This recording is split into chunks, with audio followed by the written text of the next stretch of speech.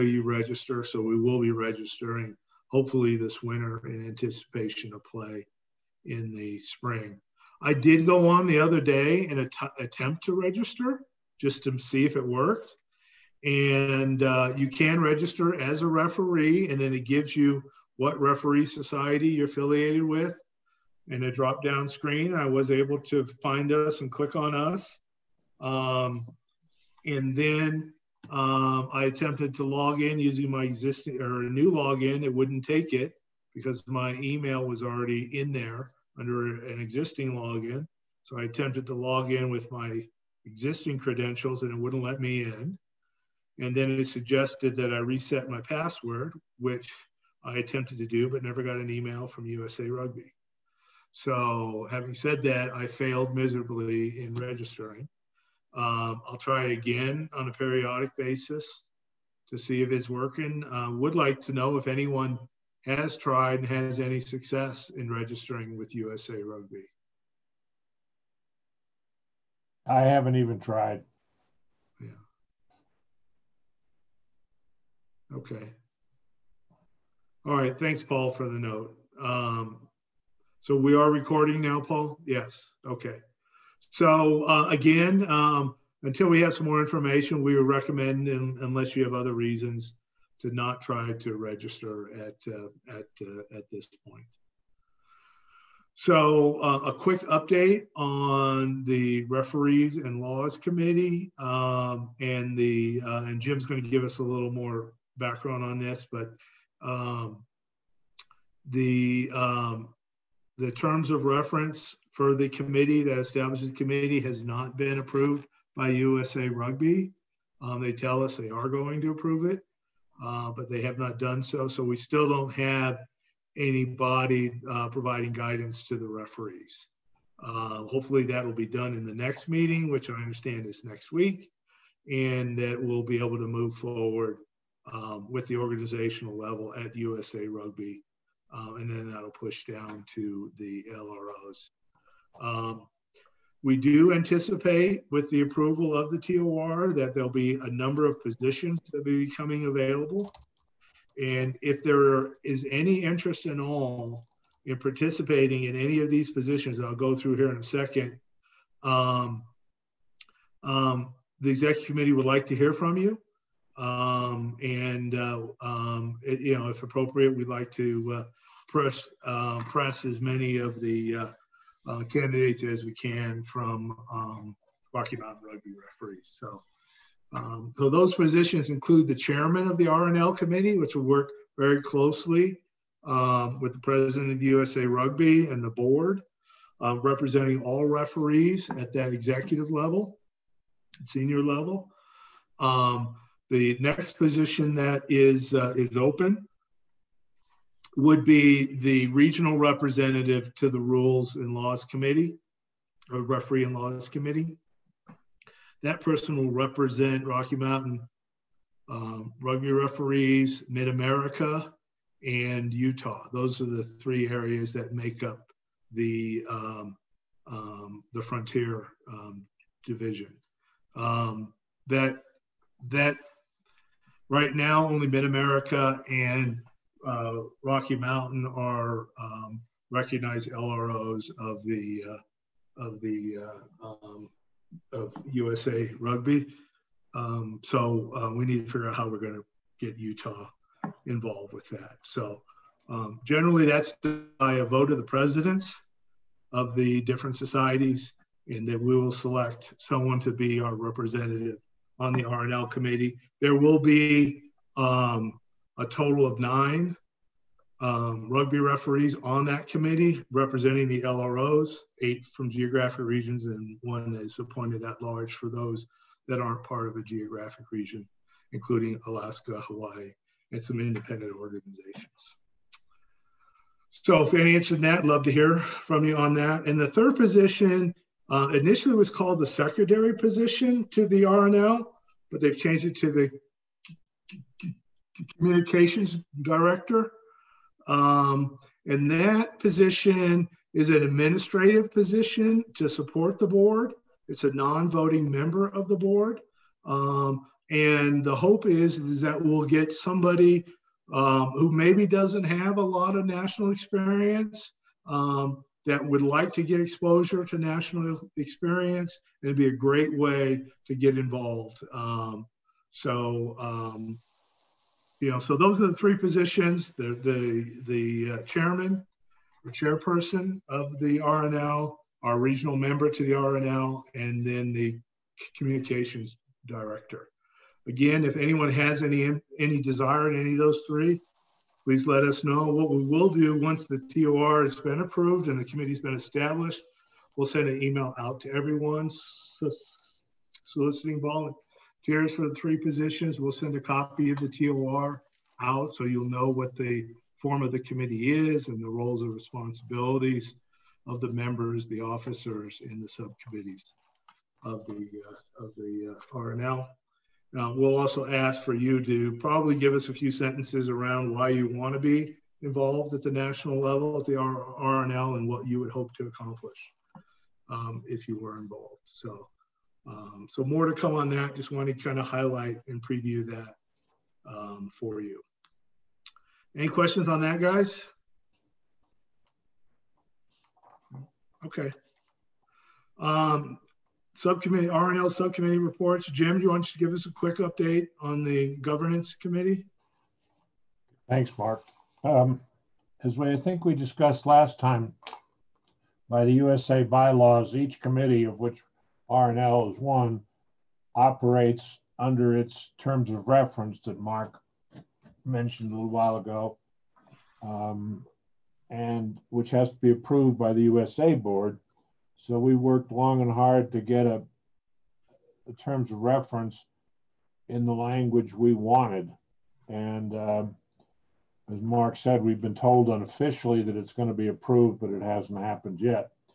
As I think we discussed last time, there was a lot of concern that by the USA general provisions, people thought that all these other people, non-refs, had to be on the committee. And it could be that there would be a minority of refs on the committee. Well, that's all taken care of now. USA has apparently agreed that referees and laws is not the same as a normal committee. And they're not going to appoint our chairman. We have agreed to accept their appointment as vice chairman who doesn't have a vote. So I think that's all taken care of. You know, they just got to approve it. And then John Clavin, who was talking to Ross Davis, the CEO, was saying that Ross seems to have the attitude of, you know, you guys can do whatever you want to do as long as you run it successfully, which I think is good news if we've got enough manpower to do it. And I think a lot of refs are annoyed at USA by the way they've treated the refs. And my analysis is it isn't that they're out to get the refs or punish the refs. They just have too many other things to think about. And they just sort of said, oh, refs, we got to do something? What? And they never even thought about us, which, you know, can annoy you. But, the good news is once we get going, they'll let us alone, I think. So anyway, we're waiting on the USA to tell us it's okay. And then we can go forward, as Mark said, electing officers and getting about the business of providing ref services whenever there's rugby to be done. So that's it. Okay. All right. Mark Nelson, did you join us by chance? No, I see that. No, Neil has.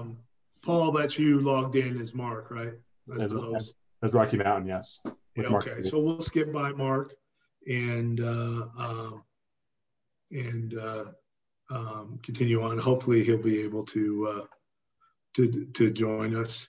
I will say that, and if you did see the most recent email newsletter from USA Rugby, that they are looking for a training and education person regionally. There's going to be 7 of them throughout the country, and it is a paid position. I don't know what it pays, but it's a paid position. The intent is that that position will coordinate all training and education within the region for USA Rugby and support the assigned LROs and the local organizations within the region. They will not just do referee training or coordinate referee training. They'll do all types of training and education. So if anyone has any interest at all in that position, I would encourage you to refer to the USA Rugby website on that. And also, if you're looking for references, what's that, Mike? I'm chatting as much as I can. On the meetings we've had with the training and education, I do know that Lisa Rosa has expressed an interest in that position, if you didn't know that already. I'm sorry, who? Lisa Rosa. Okay. Has expressed an interest in that position. Okay, and that's fine. And I just wanted to mention to the group, in case there was others that may be interested in it. Yeah. If you do need a reference from us in support of that, we'd be glad to do that as well. So yeah. Thanks, Mike. So, okay. So since Mark is not on, Rick, do you want to give us a recruitment and retention update? Sure. As of right now, there's no way to have an L1 class. They're still working on that at the national level. So, yeah, there's not a lot of rugby going on and not a lot of chance for socializing. So,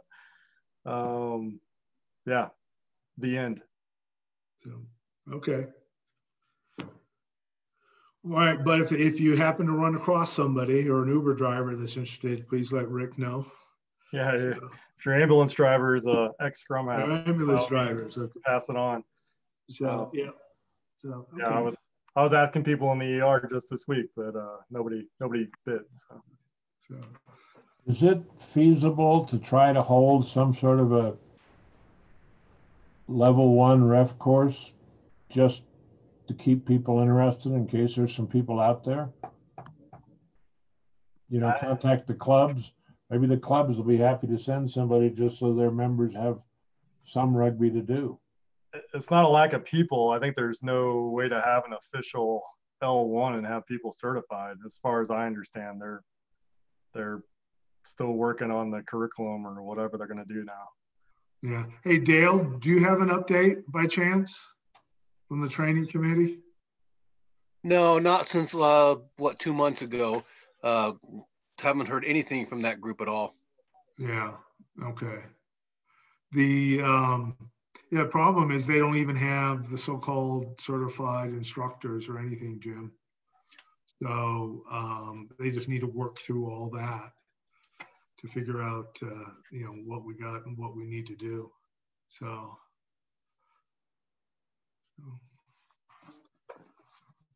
okay. So Paul, do you want to update us on the annual general meeting in December and the process for that? Sure. So we're going to have an AGM this way, virtually via Zoom on Monday the 7th, same time, same bet channel. And so that's it. In terms of voting and members in good standing and that piece of it, we're going to rely on last year's roster. So if you were registered with USA Rugby in the 2019-2020 membership cycle, or I suppose if you've gone and registered now, of course, you would qualify as well, I would think, because we have a couple of folks I think who transferred in and then registered with Rocky Mountain as of today. I think two people had. So there's that. So there are some votings that will happen, officer positions. So just to review, the chairman, operations officer, recruitment and retention are the 3 voted positions. And then the executive committee appoints other folks. And so the vice chairman, which is my current role right now, a developmental RDO, high performance RDO, tournament exchange director, and a webmaster. So I believe that currently the tournament exchange director and webmaster positions are not filled as of with this current committee. So Mark Huff has, I believe, expressed publicly that he's not available to run and as chairman again for for another term. So that position is open, and of course they all are. So officer nominations and any other resolutions that anyone would like to propose need to be sent to the executive committee by November 23rd, and that will allow the nominees and all the other resolutions to be compiled and sorted through, and then distributed out ahead of the meeting. And the voting we'll do via Zoom. And so the process I'm thinking of doing is it'll be when the item comes up for vote, you'll get a link to a Google poll, and then you vote there. That will tally the votes for us very quickly, so we can not waste your time here on the camera waiting for that to happen. And for each position, we'll do that. So any questions or nominations or resolutions just need to be sent to the executive committee again by the 23rd of November. So that's exec.committee@RockyMountainRugbyRefs.com. And that's the process for the AGM. Paul and Mark, did I understand that Mark is not a candidate to be chairman again? Mark, that's correct, Jim. I took myself out of that. So just for personal reasons, that I'm not going to stand for election this year. You're going to let personal reasons get in the way of rugby? What's wrong with you? No, I'll be out around the pitch, guys, but I won't be an administrative role next year. And so. Paul, I don't know if I didn't hear this right, but is this something where people have to nominate themselves and that's the only way to get them, or can Rick nominate Joe, or I nominate Jim, or something like that? Because there was a kerfluffle about that last year. Well, I think that we're not doing a floor nomination. So that come the AGM, all the candidates will have presented themselves, and they'll have a few moments to sort of say something and go from there. But in the past, I believe we've just had nominations come from Mark. You have to refresh my memory how that's worked. I think we have done peer nominations, or is it self-nomination as well? Either one works. If we do a peer nomination, obviously that person needs to accept that they're putting their name forward for the vote. So in any case, the party who's been nominated, whether self-nominated or peer nominated, must agree to proceed. The only time we've done nominations from the floor is when we did not have a candidate for one of the open positions. So our hope is that everyone would consider running, and that we'll have multiple choices come election time to make sure that we put the best person forward. Okay. Paul, are we going to be able to do proxy votes? So with your system? We are. What we'll do is the form will have, if you're voting for yourself, you put your name. If you're a proxy, you'll put the proxy, and of course, then we'll have a list of who's verified proxy. I'm sure no one's going to just do that incorrectly. So we'll have just a match it against the sheet. Should be pretty simple and straightforward. So yes, if someone can't be on the Zoom call to vote, that's possible, I suppose. Although less of an excuse, right? Because you're not driving to Glendale from Grand Junction or something like that. So, but we understand, right? Not everyone has Monday nights free, so that's okay. Yeah, and we do need if you are planning on giving somebody a vote, your proxy, or if you receive a request from somebody to be their proxy, make sure that we get an email at the executive committee levels so we know that you also have multiple votes with the proxy. So we would ask that we get those before noon on the Monday of the voting. So just give us enough time to make sure we have a correct list. So we are allowing proxies these days? Pardon, Jim? We are allowing proxies? Yeah, consistent with what we've done for the last 4 or 5 years. Yeah, we are allowing proxies. Okay. As long as we know ahead of time who's a proxy for who. Okay.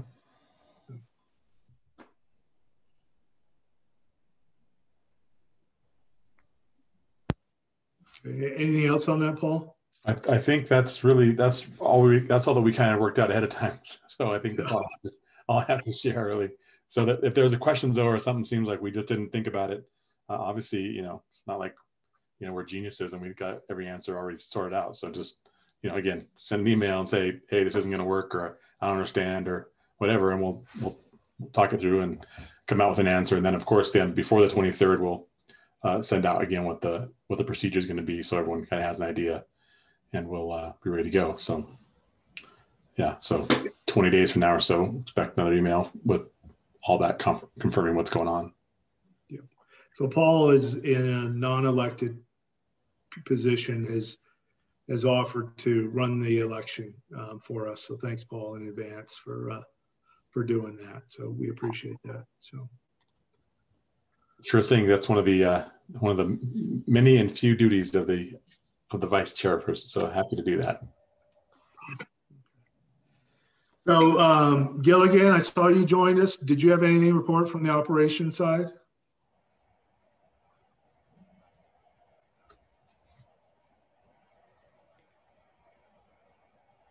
Dan, if you're talking, you may be muted.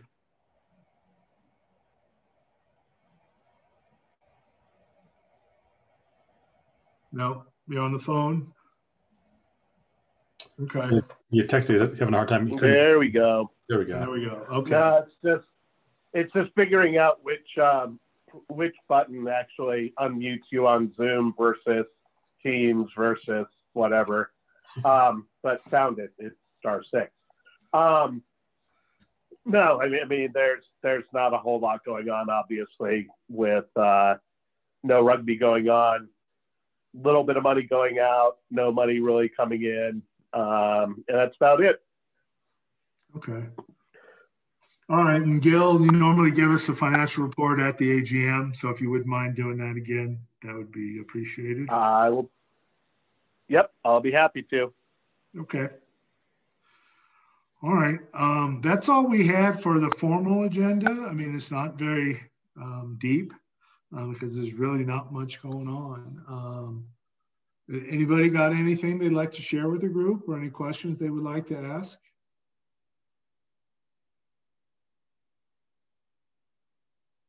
I'd like Chris to tell us a story. I think I should let people know on this USA stuff. I became aware of a situation. Two college teams wanted to play each other back east, and they're members of what used to be NASCRO, now NCR, National Collegiate Rugby. And they apparently arranged to get the ref from the local society, and then somebody from USA supposedly stepped in and said, since the two college teams are NCR but are not USA registered, you cannot have certified US refs. I don't know what certified US refs are. I don't know what authority US had to say to the local society, you can't provide refs, and to the teams, you can't get refs. It went away because the teams decided to register with USA just so there's no problems. But that kind of BS, in my opinion, is going on. And it's probably because USA doesn't really know what they're doing and they got too many things to do. But people should just be aware that this kind of stuff is happening, or has happened. And that would be something that the R&L committee, probably through the governance subcommittee that you're on, hopefully will provide guidance to us going forward. So it is certainly our intention to provide referees to anyone who wants referees, and that is duly registered or duly provides for the proper insurance for the referees that are out there on the pitch. So one of the things I was told while this was going on, and I don't really know how I got sucked into it, but NCR, formerly NASCRO, has its own insurance, which covers refs at no cost to the refs. So that's what we understand too, Jim. But we haven't seen that yet. So before we put a ref out for NCR, we'll get a clarification and ask for their proof of insurance. So, all right. Thank you. Anyone else have anything?